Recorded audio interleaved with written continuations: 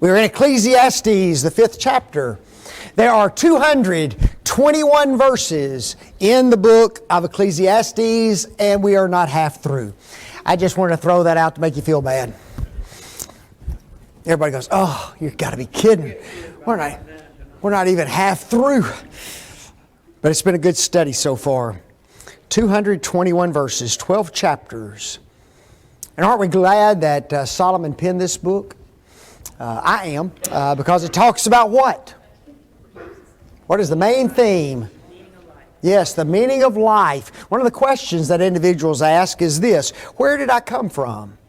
And then the second question that they ask is, well, if I'm here, why am I here? And that's what Solomon talks about. And then there's a third question that I'll ask, and it's what? Where am I going? Yes, after death. Is death all there is, or is there something beyond? So those are the three main questions of life. And fortunately, Solomon addresses the second question in a major way in this book. Is Solomon a rich man? Oh man, unbelievably rich. Probably one of the richest men who ever lived on the face of the earth, because God not only gave him wisdom, but because he had asked for wisdom, he said, "I'm going to give you wealth as well." And he had it beyond measure. But what's interesting is, in the book, Solomon addresses this concept of riches, doesn't he? And some of the things that he says about riches are kind of unbelievable to us from the standpoint of a rich man talking about them in this way. Basically, he says this: riches are vanity. They mean absolutely nothing. Now that's coming from a man who had as much wealth as you could possibly imagine, okay? And is the wisest man who ever walked the face of the earth other than Jesus Christ. But Ecclesiastes 5:13, he's still talking about wealth and the accumulation of wealth and profit. And he says this: "There is a sore evil which I have seen under the sun, namely, riches kept for the owners thereof to their hurt." That little term, sore evil, two words in the Hebrew language, not one word. Sometimes two words in English or one word in Hebrew. These are two separate words, okay? That little word sore means this: sorrow and grief. The word evil refers to that which is bad, malignant, and gives pain.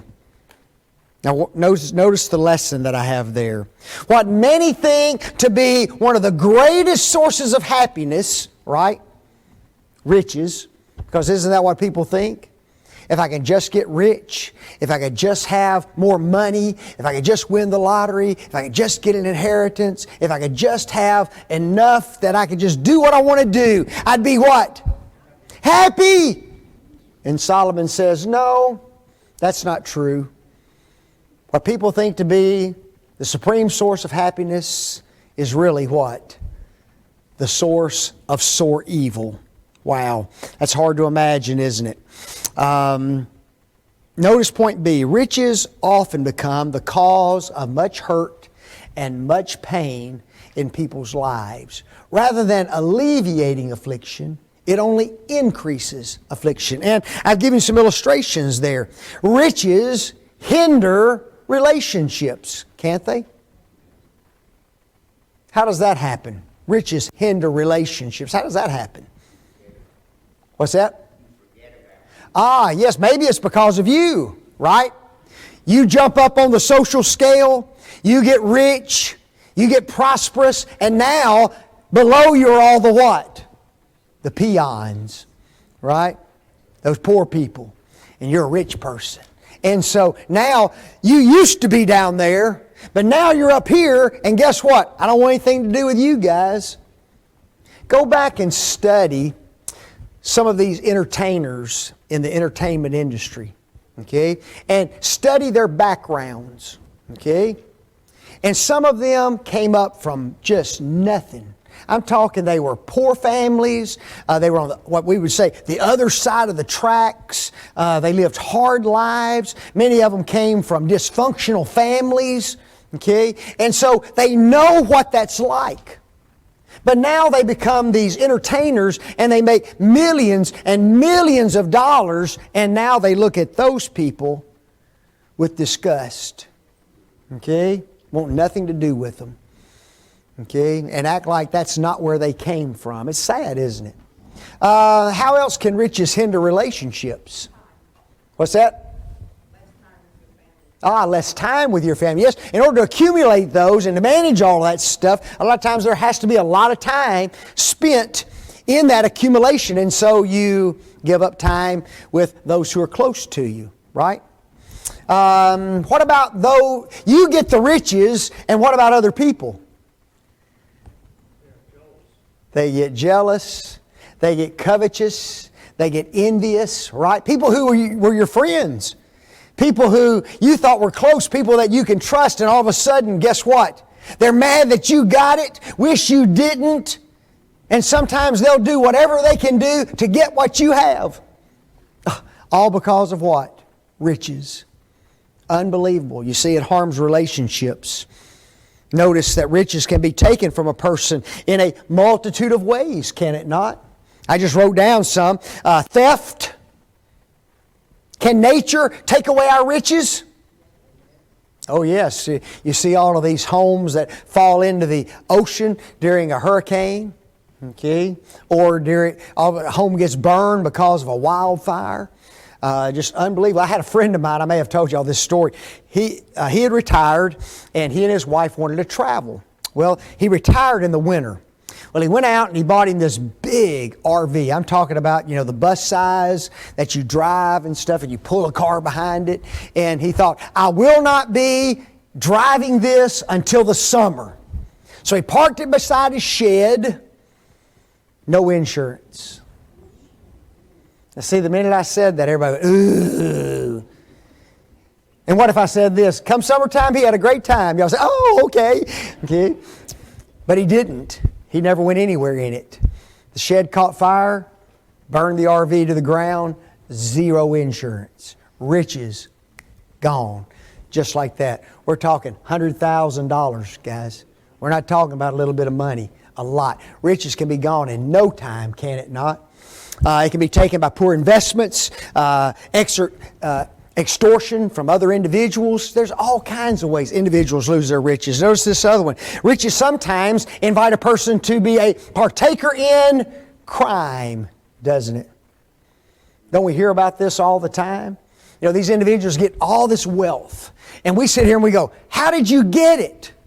And then the next thing we know, they're under investigation for the way that they accumulated their wealth. Don't we? We go, oh, that's how you got all that money. Okay? Riches are improperly used and cause one's health to suffer. Isn't that true? Go out here and do all these crazy things and cause your health to suffer. You drink, you're taking drugs, because you can afford all this stuff, right? You can live wild life and have all this, hoopla in your life, and all of a sudden you're dead at the age of 40 or 50 years old because you did not take care of yourself. Riches change the individual into a person who is proud and arrogant. Riches often cause men to forsake God, believing that they are self-sufficient. That's a bad thing, is it not? That's to your hurt. Riches do not prepare an individual for final judgment. See, there's all kinds of ways that you can have riches to your what? To your hurt, rather than to your betterment. And so sometimes we may be better off not to wish for riches, but to pray for contentment with what we have. Okay, because the reality is, folks, every one of us in this audience are rich beyond measure. And I'm talking physically. Okay? We are like the top 3% of the world's entire population as far as our wealth and income is concerned. Even though if I were to ask you, are you, oh no, I'm just a poor person. Okay? No, isn't that amazing, how we think that? Proverbs 11:4, riches profit not in the day of wrath, but righteousness delivereth from death. When it comes to the last day, God isn't going to be concerned at all with how much money you had. You know that? He could care less. The only thing He's going to be concerned about is whether or not you are righteous. That's all that matters. Okay? And so we need to try our best to keep that in mind. Ecclesiastes 5:14. But those riches perish by evil travail. And he begetteth a son, and there is nothing in his hand. Man. Notice point A. Because we see prominent rich people in our society highlighted so often, we are shut off from some of the realities of riches. Isn't that true? Isn't there a handful of individuals who are just as wealthy as they can be that are constantly talked about? There's a young lady, she's not even 30 years old yet, I don't think, and she's touring the country right now. What's her name? See, I know I'm in an old crowd now. Okay, because if you were young, you'd know Taylor Swift is on the move. Okay, $3,000 a ticket. $3,000, and people are fighting over them, folks. This is a girl that has had millions since she was 15, 14 years old. Wealthy as she can be. And you see her a lot of times on television. Who are some of the other rich people we see a lot? Elon Musk.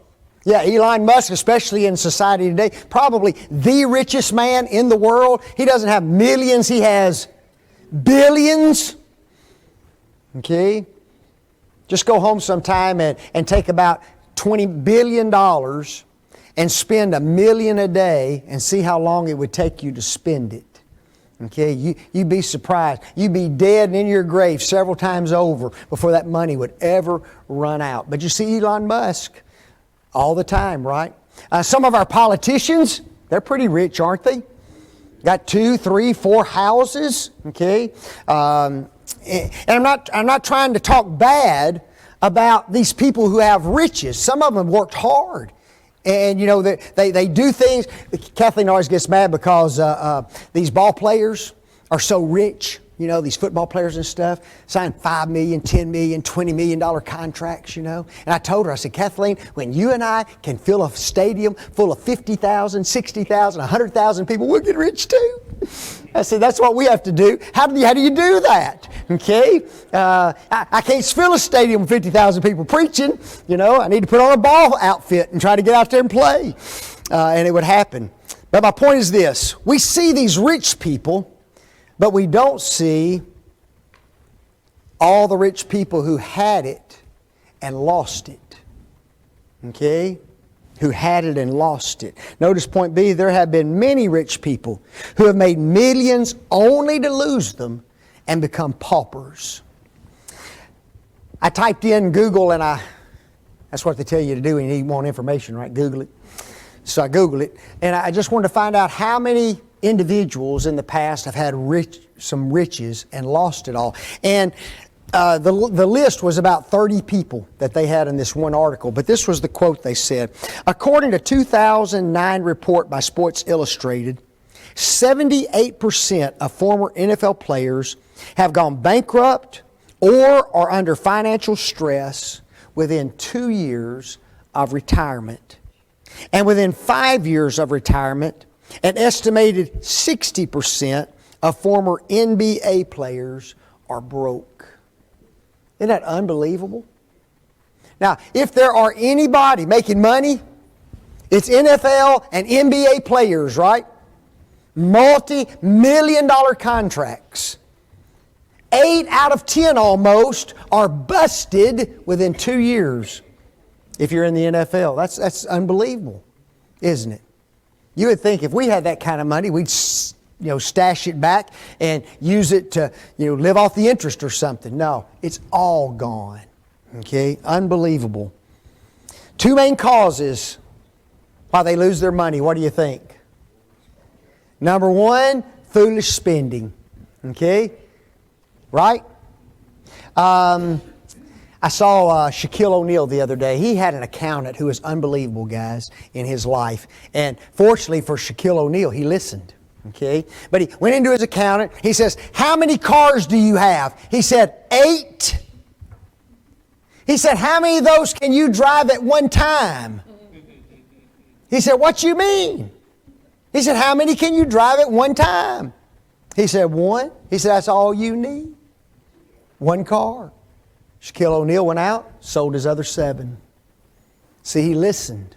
He got it. And he's a wealthy man even now after his NBA career. Okay? But you see, that's the kind of spending that they do. I heard there was a lingerie line that was on sale at some big store, and Britney Spears goes in, and she doesn't just, if I go in and buy a pack of Hanes or something, I just buy the 8-pack, right? And stash 4 of them away for later times. If you get something for Christmas, you do that, Oh, not Britney Spears. Every color, every style available in that new product line, every one of them. Can you imagine that? Just buy it all. Oh yeah, just send it to the house. Crazy stuff.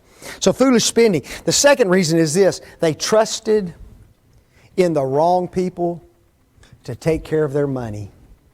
That's the second problem that happened to a lot of them. So foolish spending, trusting the wrong people. Anybody see the movie Elvis? That was out not too long ago. If you saw that movie, man, what was that guy's name that took care of Elvis's money? Yeah, the Colonel. Remember him? Boy, he stole from Elvis unbelievably. You know that? Huh? Yeah, that's what she wants us to believe. But, these guys, they think people are going to take care of them, and they don't take care of them. Okay? You got that, who was it, Selena Gomez? The lady who was taking care of a lot of her business affairs and things. And guys, she treated her so dirty, stole from her, and even killed her in the end. It's just unbelievable, isn't it? Proverbs 23:5. Wilt thou set thine eyes upon that which is not? For riches certainly make themselves wings. They fly away as an eagle toward heaven. The second part of the verse is what's really sobering. You know it? Here's this rich man, and it says this: He begetteth a son, and there is nothing in his hand. Isn't that something? Parents who used to be wealthy, who used to live just an unbelievable lifestyle, lose every penny of it. And guess what happens to the children? They get nothing. Nothing. Can you imagine that?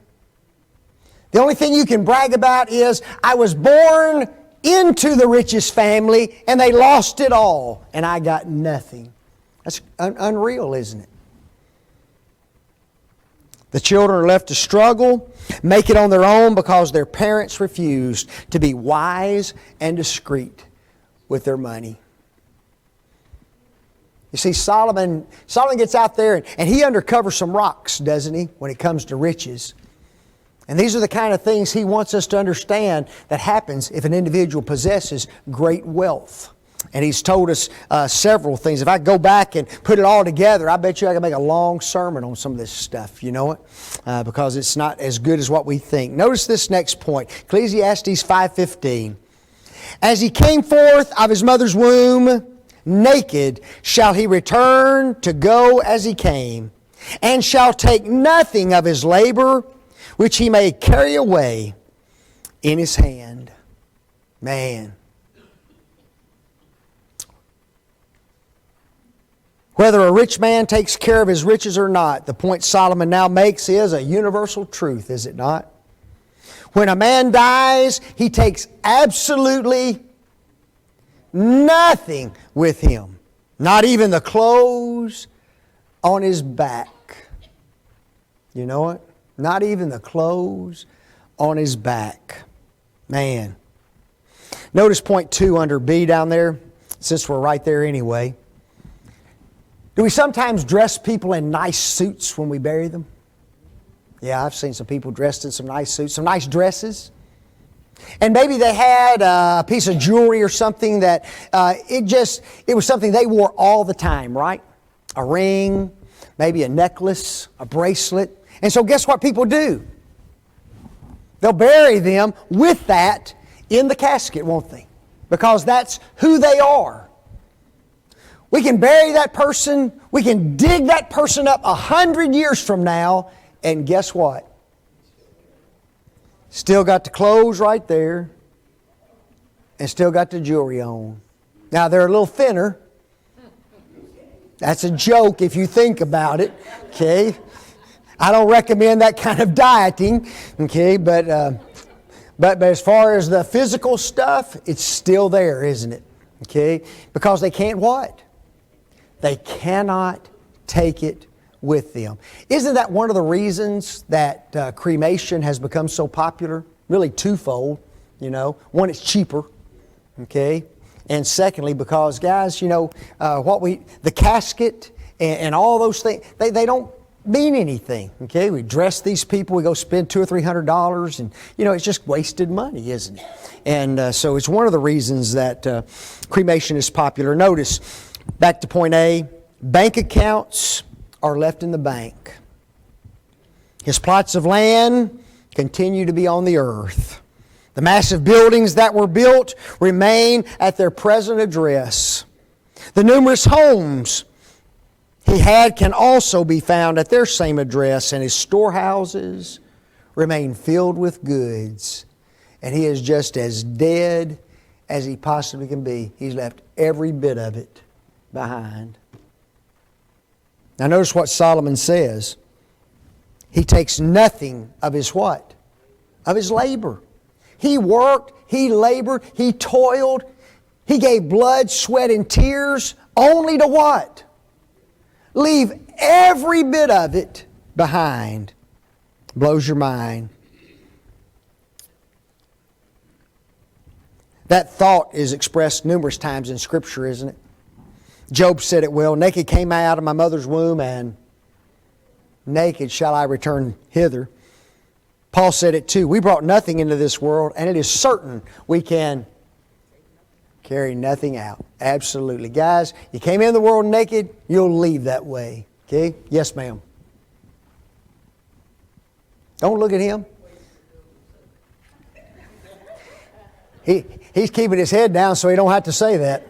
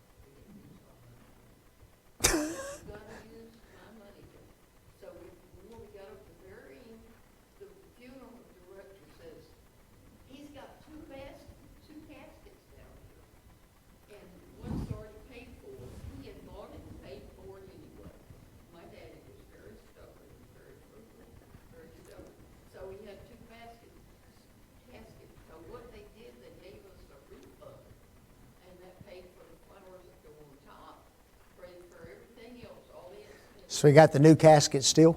Yeah, 2 caskets, because we went and bought. I thought you was going to tell me y'all cut him in half, but I'm glad you didn't. I said, well, tell you what we did. We used both those caskets. We didn't use the one, so they gave us a refund. I've never heard of that in my life. Well, we don't go out buying caskets too often, you know. Return that joker to Amazon. Notice the 2 questions I have down there, guys. If it is true that we're going to take nothing with us when we leave, here's one question. Why do we give so much attention to these earthly things? Huh? For people on earth, it's the same reason we hold funerals. Yeah, no, but no, if we work all our lives, we accumulate all this stuff, and we're just going to leave it. So why are we so focused on it? Follow the leader? It's a toughie, isn't it? Notice the second question. Doesn't something more valuable actually deserve our attention? I put down 3 things. Number 1, our souls deserve more attention. The souls of others deserve more attention. And good works deserve more attention, don't they? Than all these things we could accumulate. But yet our attention oftentimes is on those things rather than the fact that we're going to leave all those things behind. In Ecclesiastes 5:16, Solomon echoes what he had just said, just about. Listen to what he says. And this also is a sore evil. Remember, he just used that word, right? Painful, agonizing, causing grief, a very malignant type of evil. This also is sore evil, that in all points as he came, so shall he go. And what profit hath he that hath labored for the wind? Man, just blows your mind. Notice point 2 under B. The fact that a man comes into the world with nothing, labors all of his life, and leaves with nothing is upsetting, isn't it? It ought to be. If you really stop and think about it, okay? It ought to be. It should make us feel weak. It should make us feel sick. It should make us feel sorry. Solomon just asked the question that we asked a while ago. What profit hath he that hath labored for the wind? If a person works 40 hours per week with a 2-week vacation and labors 40 years, he has worked 80,000 hours. That's no overtime. Okay? That's no second job. That's just one job for 40 years of a person's life. Notice the second one. If he works 50 years, he's labored 50 years and has put in 100,000 hours of time. 100,000 hours of time. I don't know about you. That's a lot of time, isn't it? All that work and toil and blood and sweat and tears only to leave with absolutely nothing. That's unbelievable, isn't it? Truly. Oh yeah, we're going to talk about that in a minute, but right now he's trying to get us to see what? He's trying to get us to see, he's trying to get us to see what's really important. Okay? Because so many times we dedicate ourselves to money, to riches, to work, to labor, to profit, right? And what do? We forsake the things that are really important. Fear God and keep His commandments, for this is the whole duty of man. That's our responsibility. And yet, sometimes our minds get off of that to do these other things, like we were talking about in our worship this morning. You know, we've got to have what? We've got to have a clear focus, don't we, as a child of God. So Solomon asked, truly, what profit is it? What profit is it? And then he gets into the next verse. And he just continues his stuff about the evils. All his days also he eateth in darkness, and he hath much sorrow and wrath with his sickness. That's a wonderful description of a rich man, isn't it? Does the Bible tell us that it's hard for a rich man to get to heaven? Yes. In fact, notice Matthew 19:24. And again I say unto you, it is easier for a camel to go through the eye of a needle than for a rich man to enter into the kingdom of God. Now there have been two ways whereby that statement Going through the eye of a needle has been illustrated. Does anybody know what they are? Two illustrations, two things he was talking about. One of them is to take it literally. You ever seen a camel? I wish I had one right now to bring in the door right here. Okay, just come on in, camel. Okay, and you know, you can have one hump or two, you know, either one. Bring him in, and then let me show you what? A needle. And now let me hand you that needle and say, now I need you to get that camel through that needle's eye. Now that's tough. That is tough, you know it? Now, there are others who think that Solomon had another illustration in mind. Okay? There was a gate entering into the city of Jerusalem known as the needle's eye. In order for a camel to get through that, he had to get down on his knees and go through that gate and then stand back up. Now, to watch a camel do that was a horrifying experience. And you would think that camel would never, ever make it. So either illustration shows the difficulty of a rich man entering into the kingdom of heaven. Now, notice the point there. The causes for that are numerous, aren't there? Why is it so hard for a rich man to enter heaven? Why doesn't he? Yeah, why doesn't he want to think about God? Because money is everything in his mind from the time he wakes up until the time he goes. Money's his God. Yes, money's his God. That's what he worships, isn't it? And so he doesn't care about God. Does a rich man need God? Now, don't answer like a Christian, okay? Because I know how Christians are going to answer. Yeah, he needs God, okay?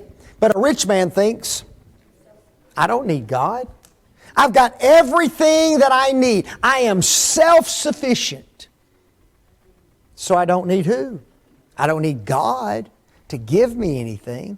So it's very difficult for him to do that.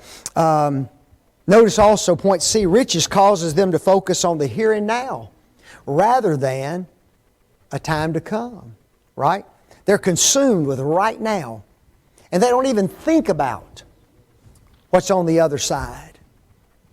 Now, folks, let me tell you, if God is not your God and riches are, if you think you don't need God because you're so self-sufficient, and if you're not concerned about the afterlife, then guess what? You will never, ever, ever enter what? Heaven.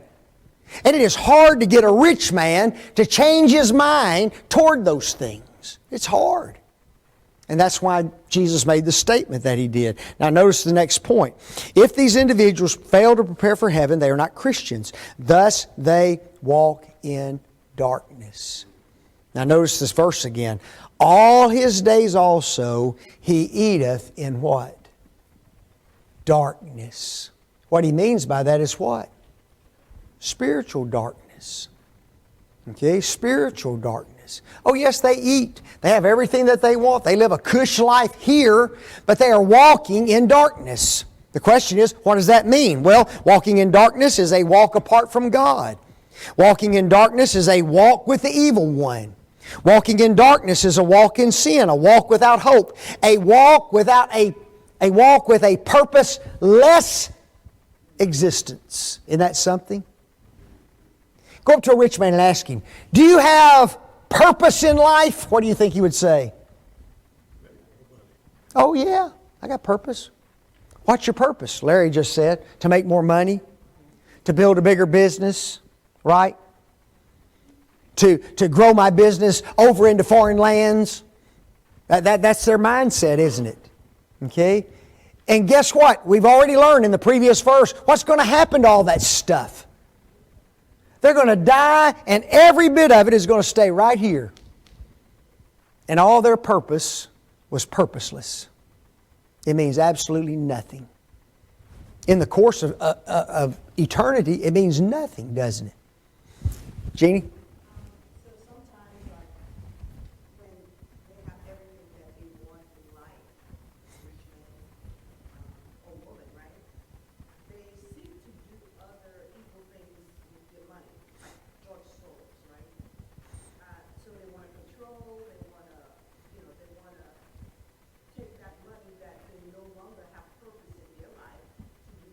Oh yeah, that's what we was talking about earlier. You know, is that they use it to their hurt rather than using it for the betterment.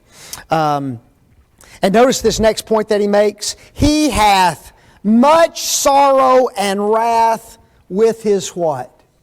With his sickness. Notice the point.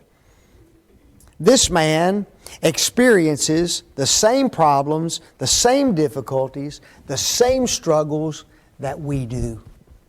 We see rich people and we think what? Got it made. They have just as difficult a lives as any one of us in here do. That's what Solomon says. They have much sorrow, they have much wrath, and they have sickness just like we do. They face death, they face broken relationships, they face betrayal, they face the consequences of poor decisions, they face family struggles. We look on them as being superhuman, and they are not. They are only human beings. That's all they are, folks. Their public appearance is often deceiving. Watch this next one. Their riches are not a shield to the human predicament. Okay? We may think so, but they're not. Jim? So we often see in the paper, a rich person died and just lost finger turn. And you think in your mind, would she be rich enough to buy you help? Nope. Can't do it. You have all the money in the world, but you just can't buy you help. Right. And they get sick. What's the guy's name? I can't think right now. He has, Back to the Future guy. What's his name? Yeah, Michael J. Fox. What's the disease he has? Parkinson's. Yeah, Parkinson's. He can have all the wealth in the world, deal with Parkinson's. That's not a fun disease. Do what? It's actually a death sentence. Oh, absolutely. There's no way to cure it. Yeah, and it just gets worse and worse and worse. And fortunately for him, he's taken it well and he's used it well in his life. But the point is, it doesn't matter how much you got. You're still going to face problems in the world. Okay, and riches are not going to alleviate you from the difficulties of life. Rodney? On the other hand, should we be thankful for those people that have all this money because they provide jobs? I mean, here's my views. When I was in the lawn service, I didn't make my living off of it. It was the rich people. Yep. Oh, I mean, there's a positive to everything, What Solomon is looking at mindsets of individuals, isn't he? Okay, that's what he's looking at. And he's looking at the big picture of everything, too. Okay? And riches. If I were to say something like this, does the Bible warn against riches? It warns against the love of money. But In itself, it does, because even Solomon later on in Ecclesiastes is going to say, God is the one, He is the source. He is the one that blesses. But unfortunately, it's that love of those riches and how we, as a receipt of God's blessings, destroy and turn that blessing into a cancer. Right. Turn over to James for just a minute and then we'll quit. I just hit me. James. I don't know yet. It just hit me, so I got to go look for it here a second. Chapter 5. Chapter 5. Go to now, ye rich men, weep and howl for your miseries that shall come upon you. Your riches are corrupted, your garments are moth-eaten, your gold and silver is cankered, and the rust of them that is a witness against you, and shall eat your flesh as it is with fire. Ye have heaped treasure together for the last days. Behold the hire of the laborers, which have reaped down your fields, which is of you kept by fraud. Wow. Crieth, and the cries of them which have reaped are entered into the ears of the Lord of Sabaoth. Ye have lived in pleasure on the earth, and have been wanton. Ye have nourished your hearts as in the day of slaughter. Ye have condemned and killed the just, and he hath not resisted you. What's he warning against? Riches, and what riches can do to you. Riches are not evil in and of themselves, but folks, there is a warning against having them. There's very few people who can have them and come out on the good side. You know, and that's true even of us, who are the rich people of the world. Okay? And we forget that, don't we? Questions, comments, anybody else before we stop? Got one more hour. Woo! Don't you wonder where Solomon was in his life when he was writing all this down? Yes. We know how it ended. Yeah. A good point. She just said, wouldn't it be wonderful to know where Solomon was in his life when he actually wrote this? Okay? Was he early in life? Was it middle in life? Was it toward the end of life? Okay? I don't know. He messed up even at the end of life too, didn't he? Okay? So it's kind of sad. Thank y'all.